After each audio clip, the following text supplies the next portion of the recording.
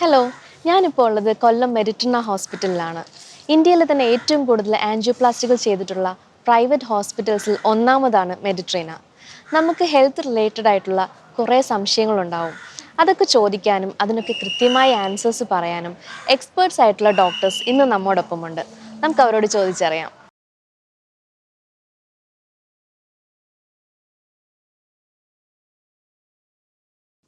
Hello every one, പുതിയൊരു എപ്പിസോഡിലേക്ക് എല്ലാവർക്കും സ്വാഗതം. Kollam Meditrina hospital cardiology department senior consultant doctor Manu ആറാണ് ഇന്ന് നമ്മോടൊപ്പം ഉള്ളത്. സാറിനെ ഈ എപ്പിസോഡിലേക്ക് സ്വാഗതം ചെയ്യുന്നു. Welcome sir. സർ, നമുക്ക് മോസ്റ്റ് കോമൺ ആയിട്ടുള്ള ഹാർട്ട് ഡിസീസസ് ഏതൊക്കെയാണ്? അതിൽ ഏറ്റവും റിസ്കി ആയിട്ടുള്ള ഏതാണെന്ന് പറയാമോ? നമുക്കറിയാം ഹൃദ്രോഗം എന്ന് പറയുമ്പോൾ സാധാരണ ആൾക്കാർ ഉദ്ദേശിക്കുന്നത് നമ്മൾ ഹൃദയാഘാതം എന്നൊക്കെ പറയുന്നത് ഹൃദയത്തിൻ്റെ രക്തധമനി ബാധിക്കുന്ന രോഗമാണ്. പക്ഷെ അതുകൂടാതെ ഹൃദയത്തെ ബാധിക്കുന്ന വേറെ ഒരുപാട് രോഗങ്ങളുണ്ട്. ഹൃദയത്തിൻ്റെ പേശിക്ക് പ്രവർത്തനം വന്നിട്ട് ഹൃദയത്തിന് ഫെയിലാവുന്ന രോഗങ്ങൾ, ഹാർട്ട് ഫെയിലർ എന്ന് പറയാം. ഹൃദയത്തിൻ്റെ സ്പന്ദനത്തിന് വ്യതിയാനം വന്നിട്ടുള്ള അരിത്മിയ, അത് ഹൃദയസ്പന്ദനം കൂടുന്ന അസുഖമാകും, കുറയുന്ന അസുഖമാകും. ഹൃദയത്തിൻ്റെ വാൽവിനെ സംബന്ധിച്ചുള്ള അസുഖങ്ങൾ വരാം. ജന്മന ഉള്ള ഹൃദ്രോഗം, അതായത് ഹൃദയത്തിൻ്റെ അറയ്ക്ക് രണ്ടറകളുടെ ഇടയിലുള്ള ഹോള്, അങ്ങനെയുള്ള അസുഖങ്ങൾ വരാം. പക്ഷേ സാധാരണഗതി നമ്മൾ ഹൃദ്രോഗം അല്ലെങ്കിൽ ഹൃദയാഘാതം എന്നൊക്കെ പറയുന്നത് ഹൃദയത്തിൻ്റെ പേശികൾ കൊടുക്കുന്ന രക്തക്കുഴലുകളെ ബാധിക്കുന്ന തടസ്സങ്ങൾക്ക് അല്ലെങ്കിൽ ഹൃദയ രക്തധമനി രോഗം എന്ന് പറയും. അതിൻ്റെ ശാസ്ത്രീയം എന്ന് പറയുന്നത് കൊറോണറി ആർട്ടറി ഡിസീസ് എന്നാണ് പറയുന്നത്. അതാണ് ഇന്ന് ലോകത്ത് ഏറ്റവും കൂടുതൽ ആൾക്കാർ മരിക്കുന്നത് ഈ ഹൃദ്രോഗം, ഈ ഹൃദയ രക്തധമനി രോഗം മൂലമാണ്. അപ്പോൾ ഇന്ന് നമ്മൾ കൂടുതലും പറയാൻ ഉദ്ദേശിക്കുന്നത്, അല്ലെങ്കിൽ സർവ്വസാധാരണമായിട്ട് കാണുന്നതും അല്ലെങ്കിൽ ഏറ്റവും മരണം സംഭവിക്കാൻ പ്രധാന കാരണമായ ഹൃദയ രക്തധമനി രോഗത്തെക്കുറിച്ച്, അതായത് കൊറോണറി ആർട്ടറി ഡിസീസിനെ കുറിച്ചാണ് ഇന്ന് നമ്മൾ കൂടുതൽ സംസാരിക്കാൻ ഉദ്ദേശിക്കുന്നത്. സർ, നമുക്ക് ഹാർട്ട് ഡിസീസസ് വരുമ്പോൾ കോമൺ ആയിട്ട് കാണുന്ന സിംറ്റംസ് എന്തൊക്കെയായിരിക്കും? അതായത് പലരും ഇഗ്നോർ ചെയ്യാറുണ്ട്. അങ്ങനെ ചെയ്യാൻ പാടില്ലാത്തതിനെ കുറിച്ച്. ഹൃദ്രോഗത്തിൻ്റെ പ്രധാന ലക്ഷണം എന്ന് പറഞ്ഞാൽ അത് നെഞ്ചുവേദന തന്നെയാണ്. നെഞ്ചുവേദന കൂടുതലും അത് ആയാസപ്പെടുമ്പോൾ, ഹൃദ്രോഗം നമ്മൾ ഈ ഹൃദയ രക്തധമനി രോഗം രണ്ട് രീതിയിൽ അത് പ്രസൻറ്റ് ചെയ്യുക. ഒന്ന് പെട്ടെന്നുണ്ടാകുന്ന ഹൃദ്രോഗം, അതായത് രോഗി അതുവരെ പൂർണ്ണ ആരോഗ്യവാനായിട്ടിരിക്കുന്ന രോഗി കലശലായി നെഞ്ചുവേദന വന്ന് നെഞ്ചുവേദനയോടൊപ്പം തന്നെ ശ്വാസമുട്ടലോ തളർച്ചയോ ബോധക്കേടോ വന്നിട്ട് ആശുപത്രി വരും. നമ്മൾ അക്യൂട്ട് കൊറോണറി സിൻഡ്രോം എന്ന് പറയും. അതുകൂടാതെ പതുക്കെ ഹൃദയത്തിൻ്റെ രക്തധമനിയിൽ വരുന്ന തടസ്സം ഒരു 70% മേലെ ചുരുക്കം വരുമ്പോഴത്തേക്ക് രോഗിക്ക് ആയാസപ്പെടുമ്പോഴത്തേക്ക്, എന്തെങ്കിലും ഒരു എഫോർട്ട് എടുക്കുമ്പോഴോ ഒരു ആയാസപ്പെടുമ്പോൾ നെഞ്ചിന് ഒരു ഭാരം പോലെ തോന്നി അവർക്ക് നിൽക്കേണ്ടി വരും. അതിനെ നമ്മൾ ക്രോണിക് കൊറോണറി സിൻഡ്രോം എന്നാണ് പറയുന്നത്. അപ്പോൾ ഈ രണ്ട് രീതിയിലാണ് ഈ ഹൃദയ രക്തധമനി രോഗം സാധാരണയായിട്ട് കണ്ടുവരാറുള്ളത്. ഹൃദയത്തിൻ്റെ പേശികൾക്ക് ബലക്ഷയം വരുന്നത് പ്രധാനമായിട്ടും രോഗിക്ക് ശ്വാസം മുട്ടലായിട്ടായിരിക്കും. അതിലെ ഹൃദയ വാൽവ് സംബന്ധമായ രോഗം അല്ലെങ്കിൽ ജന്മനുള്ള ഹൃദ്രോഗമുള്ളവർക്കൊക്കെ ആയാസപ്പെടുമ്പോൾ ശ്വാസം മുട്ടൽ, ഇത്തിരി നടക്കുമ്പോഴോ ജോലി ചെയ്യുമ്പോഴൊക്കെ ശ്വാസം മുട്ടൽ വരും. ആ ശ്വാസം മുട്ടൽ തോത് പതുക്കെ ക്രമേണ കൂടി വരാം. പിന്നെ ഹൃദയത്തിൻ്റെ സ്പന്ദനങ്ങൾക്ക് വരുന്ന രോഗങ്ങൾ പെട്ടെന്നൊരു ബോധക്കേടാണ്. ഹൃദയസ്പന്ദനം തീർത്ത് കുറഞ്ഞു പോകുന്ന ഒരവസ്ഥ വരികയാണെങ്കിൽ രോഗി പെട്ടെന്ന് ബോധക്കേട് വരാം. അപ്പോൾ നെഞ്ചിന് അസ്വസ്ഥത അല്ലെങ്കിൽ ശ്വാസം മുട്ടൽ, അത് പ്രത്യേകിച്ച് ആയാസപ്പെടുമ്പോൾ ഉണ്ടാകുന്ന അസ്വസ്ഥതകൾ അല്ലെങ്കിൽ ബോധക്കേട്, ഇതെല്ലാം ഹൃദ്രോഗത്തിൻ്റെ ലക്ഷണങ്ങളാണ്. സർ, ഏറ്റവും മികച്ച കാർഡിയക് സെൻ്ററാണ് മെഡിട്രീന. അപ്പം നമ്മുടെ ഇവിടെ എമർജൻസി ഒരു പേഷ്യൻ്റ് വരികയാണെന്നുണ്ടെങ്കിൽ നമുക്കൊരു കാർഡിയോളജിസ്റ്റ് എത്ര സമയത്തിനുള്ളിൽ അവൈലബിൾ ആയിരിക്കും? നമ്മൾ ഈ ഹൃദ്രോഗം, ഈ ഹൃദയാഘാതം എപ്പോൾ വേണമെങ്കിലും വരാം. 24 മണിക്കൂർ 365 ദിവസവും നമ്മൾ കാർഡിയോളജിസ്റ്റ് ഇവിടെ മെഡിട്രിന ആശുപത്രിയിൽ അവൈലബിൾ ആണ്. കാരണം ഹൃദയാഘാതം എപ്പോഴാണ് വരുന്നത് നമുക്ക് അറിയാൻ പറ്റത്തില്ല. അവധി ദിവസങ്ങളിൽ വരാം, അല്ലെങ്കിൽ അർദ്ധരാത്രി വരാം. അപ്പം എപ്പോൾ വന്നാലും ഈ നെഞ്ചുവേദന വന്ന രോഗിയുടെ അടിയന്തര ചികിത്സ, അതായത് പെട്ടെന്നൊരു ഹാർട്ട് അറ്റാക്കായിട്ട് വരുന്ന രോഗി എന്ന് പറഞ്ഞാൽ ഹൃദയത്തിൻ്റെ പേശിയിൽ കൊടുക്കുന്ന ഏതെങ്കിലും ഒരു രക്തക്കുള്ള അടഞ്ഞു പോകുന്നതാണ്. അപ്പോൾ അടഞ്ഞുപോയ രക്തക്കുള്ള ആ നെഞ്ചുവേദന വന്ന് ആദ്യത്തെ 6 മണിക്കൂറിനുള്ളിൽ തുറന്നു വിട്ടില്ലെങ്കിൽ അത്രയും ഭാഗത്തെ പേശികൾ കംപ്ലീറ്റ് ഡാമേജ് ആയിപ്പോകും. അപ്പോൾ അതിന് മുമ്പ് നമ്മൾ ആ അടഞ്ഞ രക്തക്കുള്ള തുറന്നു വിടുന്ന ചികിത്സ, അതിനെയാണ് നമ്മൾ പ്രൈമറി ആൻജിയോപ്ലാസ്റ്റി എന്ന് പറയുന്നത്. അപ്പോൾ അത് ചെയ്യണമെന്നുണ്ടെങ്കിൽ സദാ സജ്ജരായിരിക്കണം കാർഡിയോളജി ഡിപ്പാർട്ട്മെൻറ്റ്. എപ്പോൾ വേണമെങ്കിലും രോഗി വരുന്ന സ്ഥിതിക്ക് നമ്മൾ 365 ദിവസവും നമ്മുടെ മെഡിട്രീനിൽ കാർഡിയോളജിസ്റ്റ് അവൈലബിൾ ആണ്. ഓക്കെ സർ, നോർമലായിട്ടൊരു വ്യക്തിയെ അപേക്ഷിച്ച് സ്ഥിരമായിട്ട് സ്മോക്ക് ചെയ്യും ആൽക്കഹോൾ യൂസ് ചെയ്യുന്നവരുണ്ടല്ലോ, അവർക്ക് ഹാർട്ട് അറ്റാക്ക് വരാനുള്ള ചാൻസ് എത്രത്തോളം കൂടുതലായിരിക്കും? സ്ഥിരമായിട്ട് പുകവലി, ഹൃദ്രോഗം, ഈ ഹൃദയ രക്തധമനി ബ്ലോക്ക് ചുമ്മാ ഒരു വ്യക്തിക്ക് വരത്തില്ല. ആ വ്യക്തി നമ്മൾ ഏത് ഹൃദയാഘാതം വന്ന രോഗികൾ എടുത്തു നോക്കിയാലും പ്രധാനപ്പെട്ട 4 ആപത്ഘടകങ്ങൾ, ഏതെങ്കിലും ഒരു ആപത്ഘടകങ്ങൾ, റിസ്ക് ഫാക്ടേഴ്സ് അവർക്ക് കാണും. അതൊന്ന് അമിത രക്തസമ്മർദ്ദം, നമ്മൾ ഹൈപ്പർ ടെൻഷൻ എന്ന് പറയും. 2 പ്രമേഹം, അല്ലെങ്കിൽ രക്തത്തിൽ പഞ്ചസാരയുടെ അളവ് കൂടുക, ഡയബറ്റിസ് മെലിറ്റസ് എന്ന് പറയും. 3 രക്തത്തിലെ കൊളസ്ട്രോളിൻ്റെ അളവ്, പ്രത്യേകിച്ച് ചീത്ത കൊളസ്ട്രോളിൻ്റെ അളവ് വളരെ കൂടുതലോ അല്ലെങ്കിൽ നല്ല കൊളസ്ട്രോളിൻ്റെ അളവ് വളരെ കുറവായിട്ടുള്ള ഡിസ്ലൈപ്പിഡീമിയ എന്ന് പറയും. 4 പ്രധാന കാരണം എന്ന് പറയുന്നത് സ്മോക്കിംഗ്, പുകവലിയാണ്. പ്രത്യേകിച്ച് ചെറുപ്പക്കാരിൽ വരുന്നതിന് പ്രധാന കാരണം പുകവലിയാണ്. ഇപ്പോൾ blood pressure, hyper tension, sugar, cholesterol, ഇതെല്ലാം പരിധിക്ക് പുറത്ത് നിൽക്കും. പിന്നെ പുകവലി ഉണ്ടെങ്കിൽ ഈ ബ്ലോക്ക് വരാനുള്ള സാധ്യത വളരെ കൂടുതലാണ്. മദ്യപാനം ഈ ബ്ലോക്ക് വരാനുള്ള ഒരു പ്രധാന കാരണം അല്ലെങ്കിലും അമിത മദ്യപാനം രോഗിക്ക് ബ്ലഡ് പ്രഷർ കൂട്ടാൻ ചാൻസ് ഉണ്ട്. ആ ബ്ലഡ് പ്രഷർ കൂടിയിരിക്കുന്ന കാരണം ബ്ലോക്ക് വരാൻ സാധ്യതയുണ്ട്. പിന്നെ അമിത മദ്യപാനം മറ്റ് അസുഖങ്ങൾ, കരൾ രോഗങ്ങൾ അല്ലെങ്കിൽ വേറെ രോഗങ്ങൾക്ക് ഉണ്ടാകാനുള്ള സാധ്യതയും കൂടുതലാണ്. ഓക്കെ സർ, ഡയബറ്റിക് പേഷ്യൻസിന് പൊതുവേ നമുക്ക് പെയിൻ കുറവാണെന്ന് കേട്ടിട്ടുണ്ട്. അതായത് ഇപ്പം അറ്റാക്ക് വരുന്ന സമയത്ത് അറിയാതെ പോകുന്നു എന്ന് കേട്ടിട്ടുണ്ട്. അതിൻ്റെ ഒരു സത്യാവസ്ഥ എന്താണെന്ന് പറയാം? അതെ, ഡയബറ്റിക് പ്രത്യേകിച്ച് ഒരുപാട് ദീർഘനാളായിട്ട് പ്രമേഹമുള്ള രോഗികൾക്ക് ഞരമ്പുകളെ ന്യൂറോപ്പതി ബാധിക്കാം. അപ്പോൾ ഈ രോഗികൾക്ക് വേദനയുടെ സംവേദനക്ഷമത കുറവായിരിക്കണം. അപ്പോൾ നെഞ്ചുവേദന വരണമെന്നില്ല. അപ്പോൾ പ്രത്യേകിച്ച് ഒരുപാട് ക്രോണിക് ഡയബറ്റിസ് ഉള്ളവർ 10, 15, 20 കൊല്ലം പ്രമേഹമുള്ളവരും പ്രായമായ ആൾക്കാരും പ്രത്യേകിച്ച് സ്ത്രീകളിൽ, അപ്പോൾ അങ്ങനെയുള്ള ആൾക്കാർ ഈ ഹൃദയാഘാതത്തിന് പ്രധാന ലക്ഷണം നെഞ്ചുവേദനയാണെങ്കിലും ഈ ദീർഘനാൾ പ്രമേഹമുള്ളവർക്ക് ഇപ്പോൾ നെഞ്ചുവേദന വരണമെന്നില്ല. കാരണം അവർക്ക് ഈ ഞരമ്പ് വേദന, അവർക്ക് വേദന അറിയണമെന്നില്ല, ആ സംവേദനക്ഷമത അറിയാൻ പറ്റത്തില്ല. അപ്പോൾ അങ്ങനെയുള്ള രോഗികൾ പെട്ടെന്നൊരു തളർച്ചയോ അല്ലെങ്കിൽ ബോധക്കേടോ അല്ലെങ്കിൽ ശ്വാസം മുട്ടലോ ആയിട്ടായിരിക്കും വരുന്നത്. അപ്പോൾ അങ്ങനെ എമർജൻസി ആയിട്ട് വരുമ്പോൾ നമ്മൾ ഒരു ECG എടുത്ത് നോക്കുമ്പോൾ ഹൃദയാഘാതത്തിൻ്റെ ലക്ഷണം കാണും. അവർക്ക് വലിയൊരു നെഞ്ചുവേദന അനുഭവപ്പെടണമെന്നില്ല. അതൊരു വാസ്തവമാണ്. പ്രത്യേകിച്ച് ദീർഘമായിട്ട് പ്രമേഹം ഉള്ളവർക്കാണ് അത് വരുന്നത്. അത് ഈ പ്രമേഹം വന്ന് ഞരമ്പുകളെ ബാധിക്കുന്ന കാരണം വരുന്ന കാരണമാണ് ആ വേദന, നമ്മൾ സൈലൻറ്റ് അറ്റാക്ക് എന്നൊക്കെ പറയുന്നത് അതുകൊണ്ടാണ്. ഓക്കെ സർ, എൻ്റെ അറിവിലൊരു ഇൻസിഡൻ്റ് ഉണ്ട്. അതായത് ഒരു ദിവസം രാത്രി ഒരാൾക്ക് നല്ല രീതിയിൽ നെഞ്ചുവേദന അനുഭവപ്പെടുകയും ഗ്യാസ് ആണെന്ന് കരുതിയിട്ട് ഗ്യാസിൻ്റെ ടാബ്ലറ്റ്സ് ഒക്കെ കഴിച്ചു.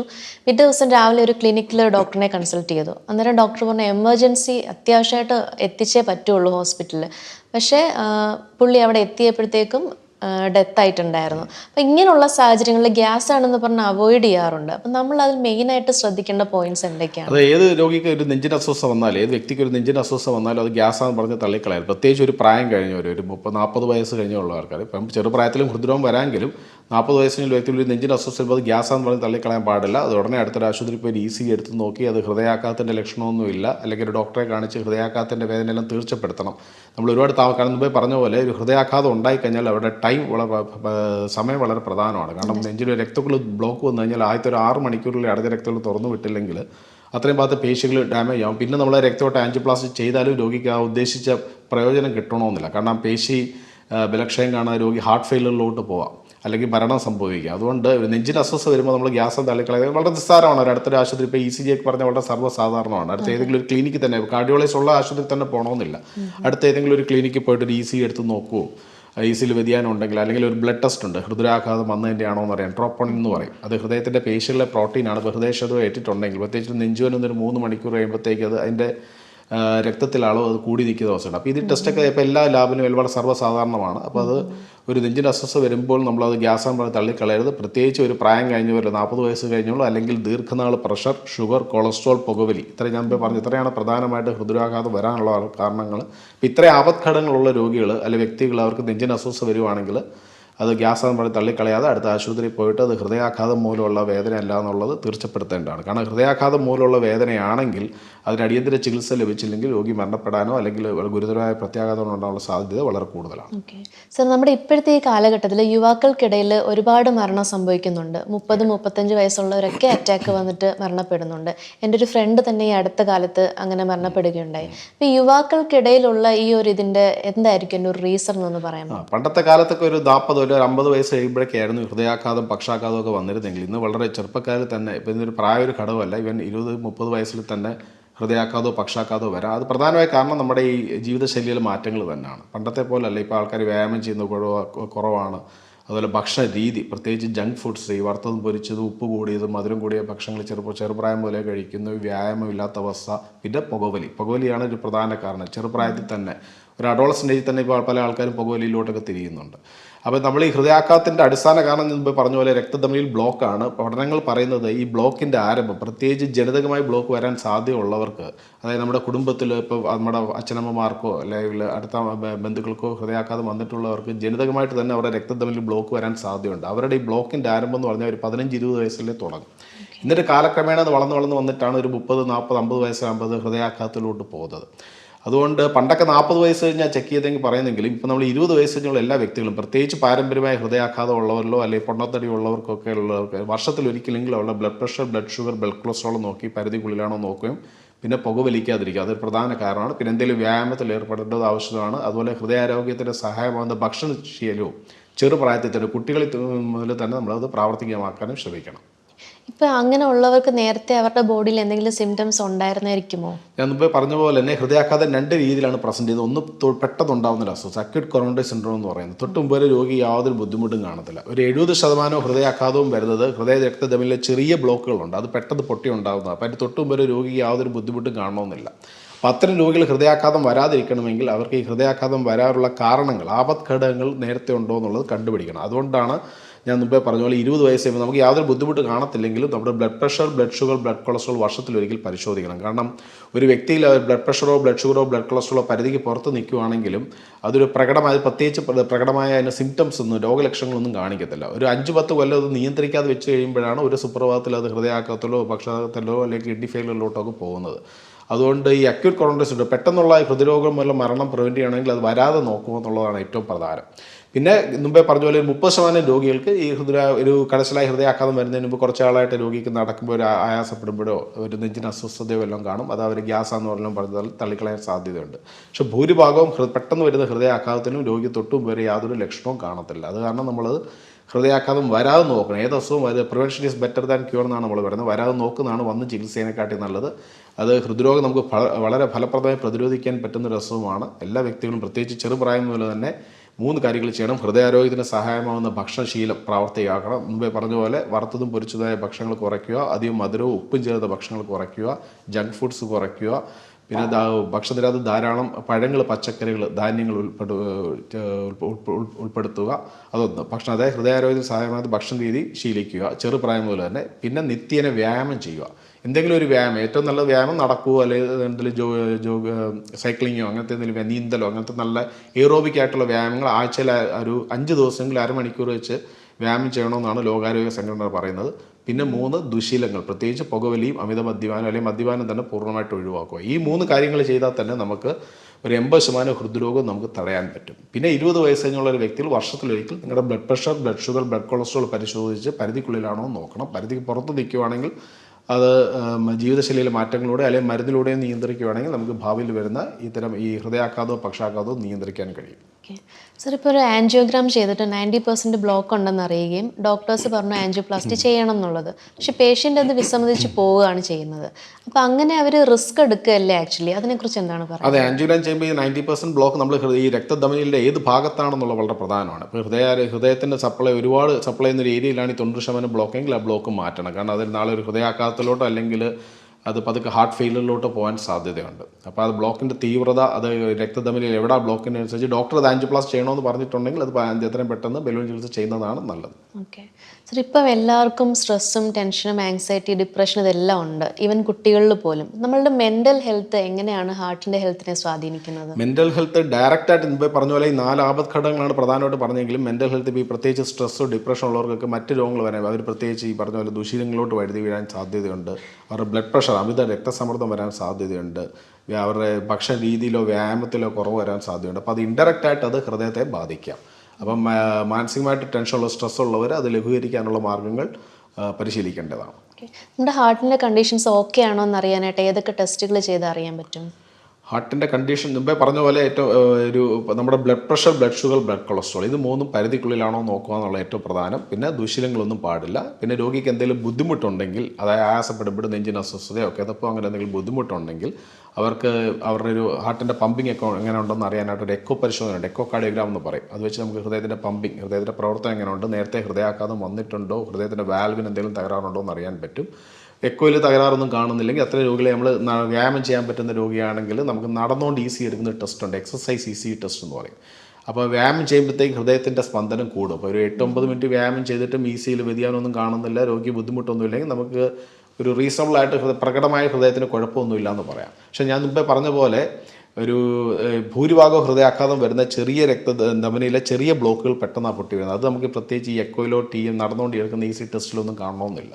അപ്പോൾ ഒരു എക്കോ നോർമൽ ആണെങ്കിലും TMT നോർമൽ ആണെങ്കിലും രോഗിക്ക് പിറ്റേ ദിവസം വേണമെങ്കിലും ഹൃദയാഘാതം വരാം. അപ്പോൾ ഏറ്റവും പ്രധാനം ഇത് വരാതെ നോക്കുക എന്നുള്ളതാണ്. വരാതെ നോക്കണമെങ്കിൽ ഈ ജീവിതശൈലിയിലെ മാറ്റങ്ങൾ, ഹൃദയാരോഗ്യത്തിന് സഹായമാകുന്ന ഭക്ഷണ രീതി, നിത്യേന വ്യായാമം, പുകവലി ഒഴിവാക്കുക, പിന്നെ blood pressure, blood sugar, blood cholesterol പരിശോധിച്ച് പരിധിക്കുള്ളിലാണോ നോക്കുക എന്നുള്ളതാണ് ഏറ്റവും പ്രധാനം. ഓക്കെ സർ, ഇപ്പോൾ ടെക്നോളജീസ് വർദ്ധിച്ചു വരുന്നൊരു കാലഘട്ടമാണല്ലോ. അപ്പോൾ നമ്മുടെ കാർഡിയോളജി ഡിപ്പാർട്ട്മെൻറ്റിൽ എന്തൊക്കെ ടെക്നോളജീസാണ് പുതിയതായിട്ട് വന്നിട്ടുള്ളത്?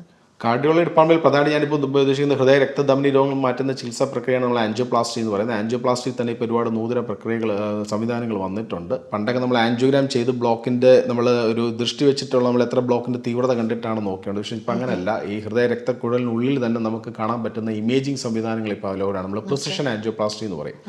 അപ്പോൾ നമ്മൾ സാധാരണ ഒരു ആൻജിയോഗ്രാം ചെയ്ത ബ്ലോക്ക് നമ്മുടെ ദൃഷ്ടി വെച്ച് കണ്ടുള്ള ബ്ലോക്കിനെ കാട്ടി ഹൃദയ രക്തധമനിക്കുള്ളിൽ പോയി പരിശോധിച്ച് അതിൻ്റെ ബ്ലോക്കിൻ്റെ തീവ്രത, ആ രക്തധമനി ബ്ലോക്കിൻ്റെ കാഠിന്യം, ആ രക്തക്കുഴലിൻ്റെ സൈസ് ഇതൊക്കെ വെച്ചിട്ട് നമ്മൾ ആൻജിയോപ്ലാസ്റ്റി ചെയ്യുന്നതാണ്. സാധാരണ ഒരു ആൻജിയോഗ്രാം വെച്ച് ആൻജിയോപ്ലാസ്റ്റി ചെയ്യുന്നതിനെ കാട്ടി വളരെ നല്ലതെന്ന് ശാസ്ത്രീയ പഠനങ്ങൾ പറഞ്ഞിട്ടുണ്ട്. അതൊരു പ്രധാന അഡ്വാൻസ്മെൻ്റ് ആണ്. അതുപോലെ രക്തധമനിയിൽ ബ്ലോക്ക് പല പണ്ടൊക്കെ കാൽസ്യം അടങ്ങിയ ബ്ലോക്കുകളൊക്കെ ഉണ്ടെങ്കിൽ അത് ബൈപ്പാസ് ശസ്ത്രക്രിയയിലോട്ടാണ് വരുന്നത്. പക്ഷേ ഇന്നിപ്പോൾ കാൽസ്യം അടങ്ങിയ ബ്ലോക്കുകൾ മാറ്റാനുള്ള നൂതന സംവിധാനങ്ങൾ നമുക്കിപ്പോൾ അവൈലബിൾ ആണ്. നമ്മൾ റൊട്ടാബ്ലേഷൻ, ഓർബിറ്റൽ അതറക്ടമി, അല്ലെങ്കിൽ ലേസർ പോലുള്ള ചികിത്സ, അല്ലെങ്കിൽ നമ്മളെ മൂത്രത്തിൽ കല്ല് പൊടിച്ച് കളയുന്ന പോലുള്ള ഈ രക്തധമനിയിലെ കാൽസ്യം പൊടിച്ച് കളയാനുള്ള ഇൻട്രാവാസ്കുലർ ലിത്തോട്രിപ്സി ബലൂൺ ഇതെല്ലാം ഇപ്പോൾ അവൈലബിൾ ആണ്. അപ്പോൾ കാൽസ്യം അടങ്ങിയ ബ്ലോക്കുകളാണെങ്കിൽ പോലും നമുക്ക് ബൈപ്പാസ് ശസ്ത്രക്രിയ ഇല്ലാതെ തന്നെ ഈ ബ്ലോക്കുകൾ മാറ്റാൻ പറ്റും. അതുപോലെ തന്നെ പണ്ട് കിഡ്നി അസുഖമുള്ളവർക്ക് നമ്മൾ ഈ ആൻജിയോഗ്രാമോ ആൻജിയോപ്ലാസ്റ്റി ചെയ്യണമെങ്കിൽ നമ്മൾ കോൺട്രാസ്റ്റ് എന്ന് പറഞ്ഞ സാധനം ഈ ഹൃദയരക്തധമനിയിൽ ഇഞ്ചെക്ട് ചെയ്തിട്ടാണ് എക്സ്റേ പരിശോധന എടുക്കുന്നത്. അപ്പോൾ ഈ കോൺട്രാസ്റ്റ് കിഡ്നിയെ ബാധിക്കുന്നതാണ്.